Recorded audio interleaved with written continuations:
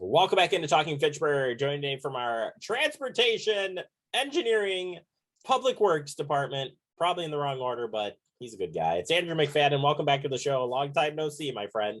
Yeah, it's been a while. Hi, Jeremy. It has been a while, and I'm here to I've already challenged you and got my frustrations out of everything to do with transportation. And you're the guy that gets to listen to all that, which is a good thing because you have the answers or you'll find the answers, right? Yeah. Fair enough.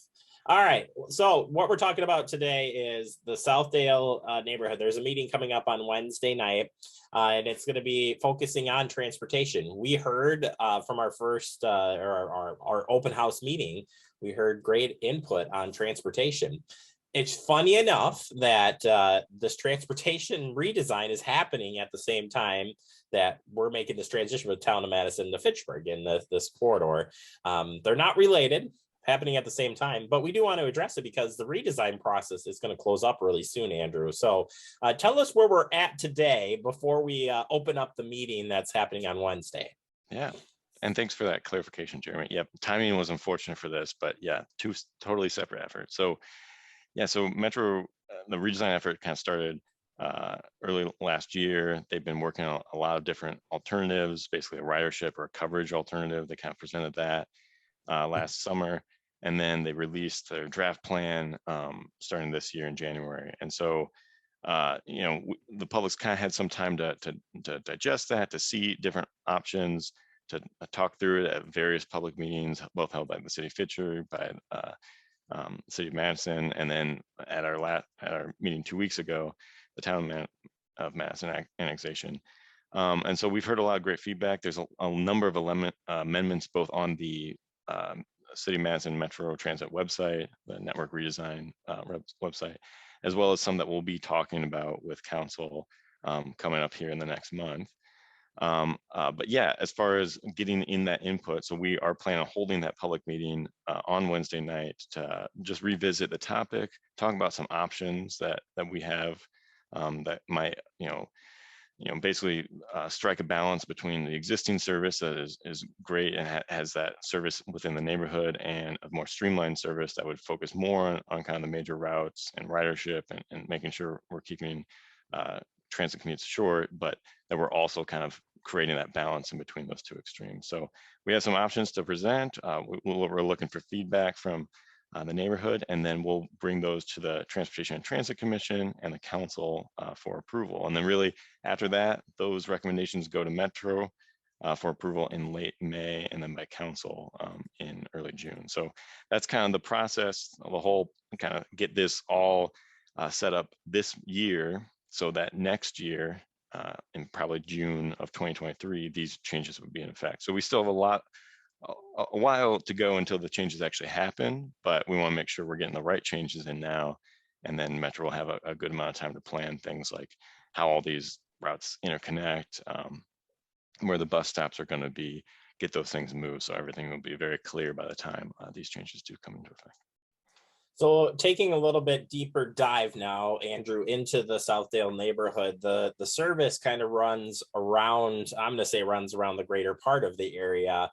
And as the new draft map laid out, it is now changing and it doesn't go through the neighborhood as much. So tell us what we have and what they're proposing specifically in the area.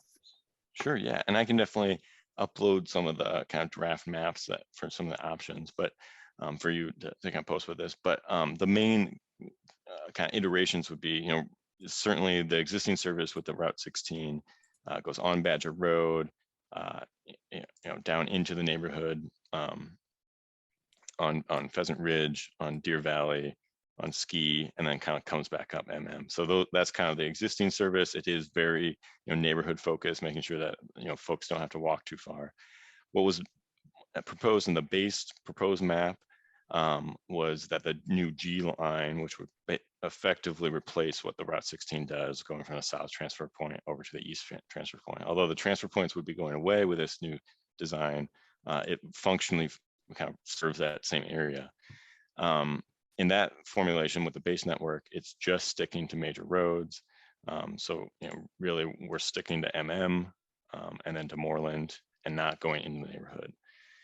So that service, certainly would be a streamlined service, be faster for folks on the bus, but it's going to lead to more walking, especially for the Southdale neighborhoods up to, a half mile if you're from some of those furthest away stops with the Route 16. So some of the alternatives would be to do kind of a small loop just around Novation and the Latitude 43, just kind of to duck into the neighborhood, reducing some of the walk distance, in addition to remove the necessity to have to cross County Highway MM to get to a northbound bus.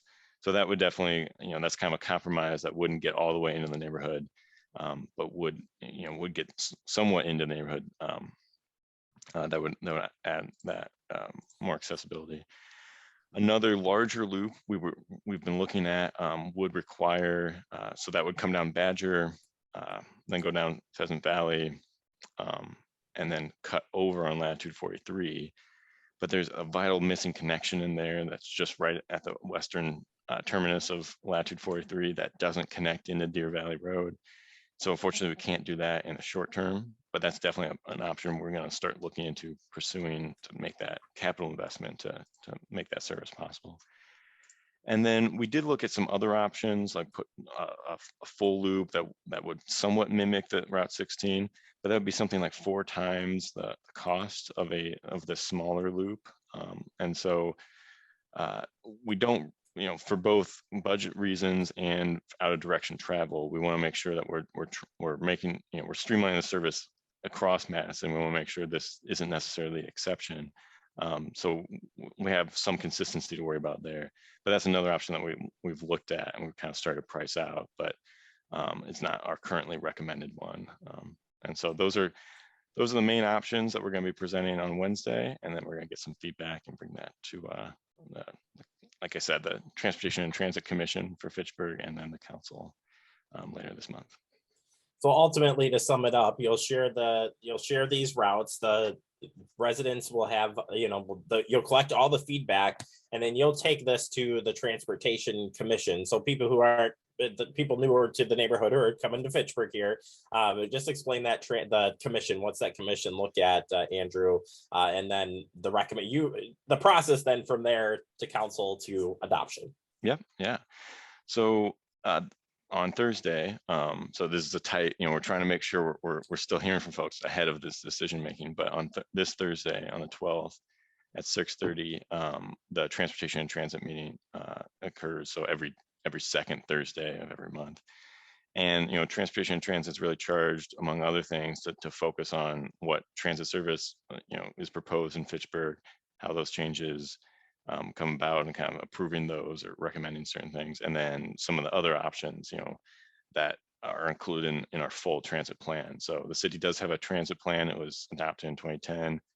With this network redesign, we'll be updating that as well. So a lot of the other action items that go along with supporting our transit network, making sure it's accessible to as many Fitchburg residents as possible, all those kind of policies will also be being updated along with this network redesign. So it's definitely an exciting big change, and I think a lot of things to talk about. And so we'll have I'm sure a great discussion on Thursday about these amendments, the whole network redesign, and then obviously the whole plan as well.